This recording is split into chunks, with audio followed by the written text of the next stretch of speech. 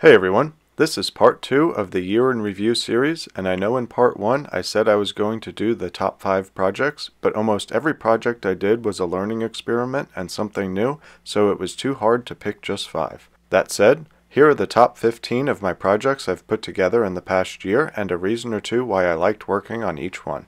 Also, be sure to leave a comment with your favorite project and give this video a thumbs up if you saw something you haven't seen before. Since some of the projects either have new owners or are serving at their designated location, I can't have all of them on the bench together. The first of those projects is the Jeep Wrangler shift knob, which was a really neat project because of the free-form design, and it was my first attempt at etching anything, and I couldn't be happier with how it turned out. Speaking of first, the pair of rear cover thumb screws were the first YouTube project video after doing all the other fixes to the lathe, and I think I've come a long way since these. As far as pairs go, the mountain bike stem caps were fun to make as practice for recreating an existing part. And on the opposite side of that spectrum, I enjoyed pushing the limits of this little lathe, creating some prototypes from drawings out of mild steel. Over-engineering can be fun, and the Mailbox flag project was a complicated way to solve a simple problem, and has been working great ever since. Similar in design to the Mailbox flag project is one of my more recent projects to make a better mount for my microphone, and if you think I sound good right now, it must be working well.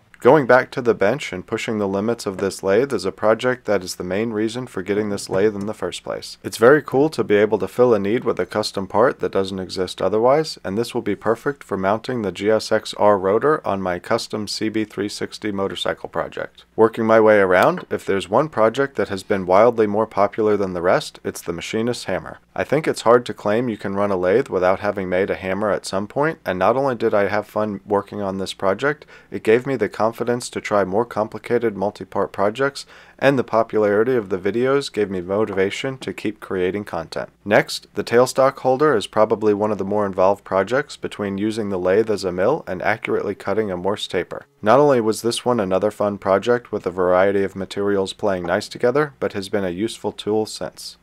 The yo-yo had the unique challenge of having to make 2 sets of identical parts, and was more work than I expected, but ended up turning out really nicely and is possibly one of my favorite looking projects.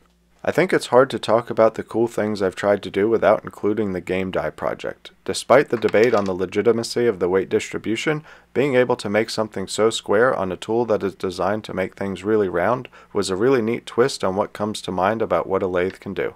I can't leave out the branding iron even though it has a wood handle because of the design challenges around attaching the brand to the handle without the use of adhesives and still be able to keep everything from getting loose. I like to call it a machinist pen. It was my very first project on the lathe after fixing everything, and the most mysterious since I made this out of excitement of having a working lathe and didn't think to make a video about it. I do think it would be fun to make another pen though, and the next one will definitely be recorded. The retractable scribe project is another special project because of the uniqueness of the design. It's one thing to be inspired by other hammers, for example, but I feel like this project was the most organic original design that I have done yet, not to mention it ended up being a great tool that I use relatively frequently in the making of other projects. And finally, speaking of inspired design, is my attempt at creating a Duresta style ice pick of my own. Despite the mixed reviews on this project, I thought it was fun and learned a lot along the way. And that's it for this part of the Year in Review. Check the description for links to all the videos for the projects I've shown.